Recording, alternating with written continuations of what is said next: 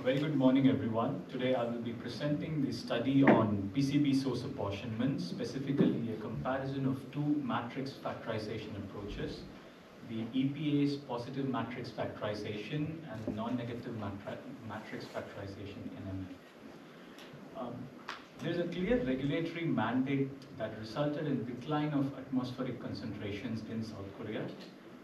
The current challenge right now is the distinguishing between legacy sources like the old transformers and capacitors and unintentional sources such as the incineration byproducts and pigment emissions.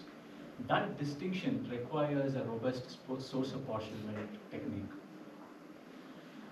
Based on the four major source categories we consider are from the prominent literature on PCBs that's done in South Korea in the last 2 decades. Each source has a distinct congener fingerprint, and that fingerprint is what the matrix factorization methods try to recover. This brings us to why we do the source apportionment. The core idea is that what we measure at a receptor site is a mixture of contributions from multiple sources. The matrix factorization method decomposes this observed concentration matrix into a source profile matrix and a contribution matrix. Our study has 3 specific objectives based on how we deal with these 2 methods. The first is to compare the PMF and NMF performance using data sets from 2 different years, which is 2015 and 2023. Second, to evaluate the reproducibility of the results across the 2 methods. And third, to assess how the user-defined inputs influence factor resolution. Now let's look at how we set this study up. For the sampling design and analysis, the 2023 dataset has 20 puff-pass samplers deployed in 20 sites across harbor, industrial, and urban sites of Ulsan Metropolitan City. The samples were analyzed by GCHRMS, giving us a data matrix of 20 sites and across 34 congeners. The 2015 dataset covers 19 sites across suburban, industrial, and urban sites, and targets 24 congeners. This earlier data set allows us to test the consistency of the methods across different spatial configurations and congener sets. Now, how do we compare PMF and NMF is both methods solve the same fundamental equation, x equals g times f. X is your input matrix, and g is your contribution matrix, and f is your profile matrix. The key difference lies in the inputs and constraints. PMF requires concentration and uncertainty data, while the focus is on minimizing the Q statistic. NMF uses concentration only, while the minimization is for the reconstruction error. We used EPA PMF 5.0 for the PMF analysis and Python scikit-learn for NMF. The PMF workflow involves preparing the X and uncertainty matrices, running solutions for different factor numbers, and evaluating Q statistics. The output is source profiles and site contributions. For NMF, it follows a similar logic, but instead of using the uncertainty weighting, we rely on residual sum of squares, silhouette scores, sparseness, and cophanetic correlations. The raw NMF outputs will then be rescaled back to the concentration units of comparability with PMF. The methodology for factor selection, which has the highest user subjectivity problem in PMF and NMF, we control it using these specific parameters, which is Q statistics and Q by Q expected and explained variance for PMF, and residual sum of squares, silhouette scores, and sparseness index for NMF. So this is the important slide where these are the methodologies used for the cross-model validation. We take 3 components. One is the profile similarity, the congener stability, and spatial similarity. The profile similarity and spatial similarity has 2 dimensions, the magnitude of it and the pattern of it, and congener stability has magnitude.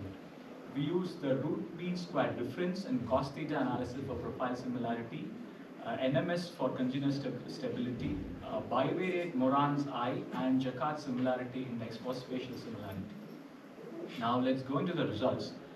What we see here is how do we choose the number of factors. It is looking at the elbowing effect, where the reduction in your y-axis parameter does not contribute to any meaningful source down the line.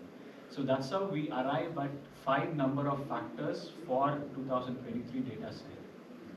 For PMF on the same 2023 data set, all the statistics for both methods independently arrived at the same number. That's a reassuring convergence before we even compare the profiles. And the same was observed for the 2015 data set, just that it has one more factor. We have to note that the 2015 data set has a different spatial configuration and fewer congeners, so it's not surprising that an additional component has emerged. On the 2015 data set for PMF, the consistent agreement on factor numbers across both years and the methods is one of our encouraging findings.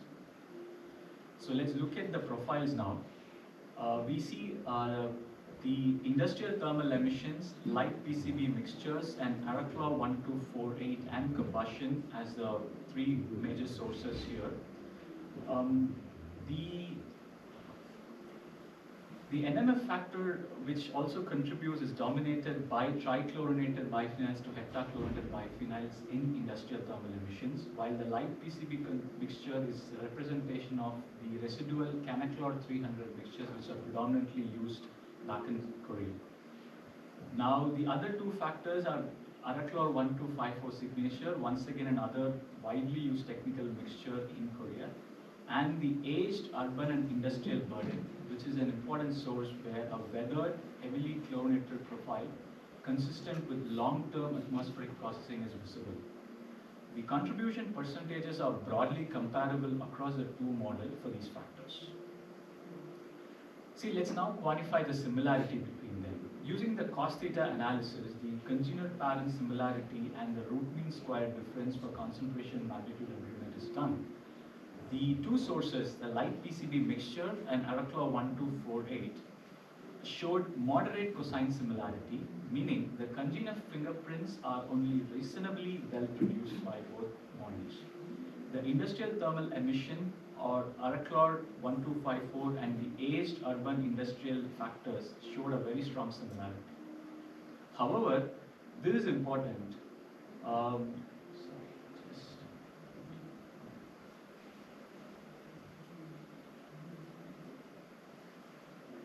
The RMSD values for the sources prevalent across the city, the light PCB mixture and aged urban industrial burden, were in the moderate range. The key takeaway here is that the pattern of congener profile is well preserved across the methods, while the magnitude of contributions can differ, particularly for sources that are spatially widespread. This has implications for how we interpret the model outputs.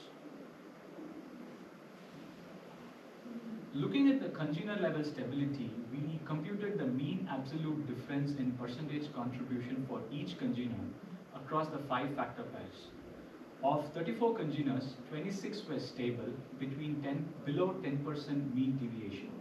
7 were in the moderate range, and only 1 congener was flagged as unstable.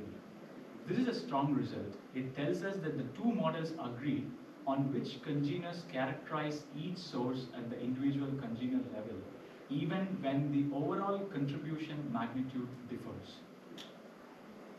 Now let's move into looking at the spatial agreement. We use the bivariate Moran's I and Spearman rank correlation between the NMF and PMF factors. For the light PCB mixtures and aged urban industrial burden, both spatial pattern and concentration magnitude showed agreement. These are sources that dominate across the urban area, so the spatial structure is more easily captured by the both models. For Araclaw 1254 and industrial thermal emissions, we see only a partial agreement because the concentration levels align, but the spatial pattern shows a divergence. These are point source dominated or a single location dominated. For example, Araclaw 1254 has specific usages in certain locations, and their spatial footprints are more sensitive to model-specific rotational choices. So the differences between PMF and NMF are expected here. And the Araclaw 1248 and combustion factor shows no agreement in spatial pattern and magnitude. See, this is a mixed source factor. It blends a combustion signal and a legacy emission. And the two models partition it differently depending on the rotational constraints. Hotspots effect at a small number of sites are driving the negative spatial autocorrelation that we observe here. Bringing it together quantitatively, we show the normalized mean bias and the Jaccard similarity index for hotspot agreement. NMF consistently underestimated concentrations for spatially prevalent sources, which is the light PCB mixture and aged urban industrial burden, relative to PMF. For mixed and aged sources, the hotspot agreement measured by the Jaccard index is poor. This reflects a fundamental difference where the PMF's uncertainty weighting steers the solution towards high concentration sites, while the NMF treats all data points equally. Neither is inherently wrong, but the user should be aware of the systemic difference where applying either model for regulatory or risk assessment purpose should be decided. So to summarize the 2023 result in one slide, 5 factors were identified by both models. Congener stability was high, profile pattern similarity was strong for the 3 sources and moderate for 2. Spatial and magnitude agreement was variable and depended strongly on whether the source is spatially concentrated or distributed. Now for the 2015 data set, we observed 6 factors: the light PCB mixtures, medium PCB mixture, and industrial thermal emissions with their specific congener profiles.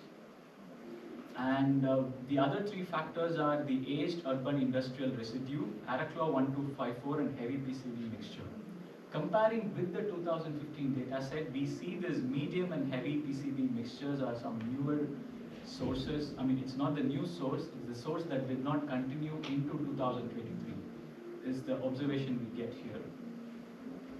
Looking at the PMF and NMF source comparison, the profile similarity picture for 2015 is more mixed compared to 2023. The strong cosine similarity is observed only for one of the 6 factors, which is the light PCB mixture. Then the remaining 5 show moderate to weak agreement. This is partly explained by the inclusion of more non-prevalent sources, like the medium and heavy PCB mixtures, whose congener fingerprints are less distinct and therefore more sensitive to model-specific rotational choices. This is a key methodological insight. The PMF and NMF agree well when the sources are spectrally distinct. They diverge on overlapping and minor sources. The congener stability for 2015 also paints a more challenging picture. With just 24 congeners taken into for the analysis, compared to 34 in 2023, there is a less spectral information available to constrain the factorization. Unstable congeners are more numerous, particularly in factors corresponding to medium and heavy mixtures, that they share the overlapping congener loadings. This reinforces the value of relevant congener coverage in future sampling campaigns. That is, the congeners that represents the source that we are hypothesizing, that inclusion makes it more robust. Looking at the spatial distributions for the 2015 dataset, the light PCB mixture concentrations are broadly consistent between NMF and PMF across the sites, with both models highlighting the industrial area hotspots. For Araclaw 1254 and 1260 and the aged urban burden factors, the site-level concentration patterns diverge at several industrial sites. For medium PCB mixture, the industrial, thermal, and heavy PCB factors, spatial agreement is limited because these are minor sources in terms of overall contribution, and their site-level variability is large, so the model-specific noise plays a bigger role. This is the regime where the user judgment and domain knowledge about the study area are especially important in interpreting the results. So coming back to the important findings of 2015, 6 factors were identified: 8 stable, profile similarity was strong only for one factor. Critically, spatial agreement tests were statistically insignificant for most factor pairs, indicating that for this 2015 data set, neither method produces a clear superior spatial representation. This calls for a caution when we are using model alone for spatial risk mapping with extraneous congener coverage, where the reliability of what congeners measured and how they predict the sources could be low. So the conclusion is this. Both PMF and NMF produce results robustly when three conditions are met. So what are they? Relevant congener coverage of the suspected sources, distinct source fingerprints, and geographically concentrated source footprints for the minor ones. We see that the major sources that are distributed across the urban are well captured. Under these conditions, we can trust either of the methods. However, when we are dealing with fewer congeners, such as in the case of 2015, or with suspected mixed, minor, or hotspot dominated sources, model sensitivity becomes a concern. In that scenario, PMF is a more reliable choice because its uncertainty weighting gives it a better constraint over the ambiguous solutions.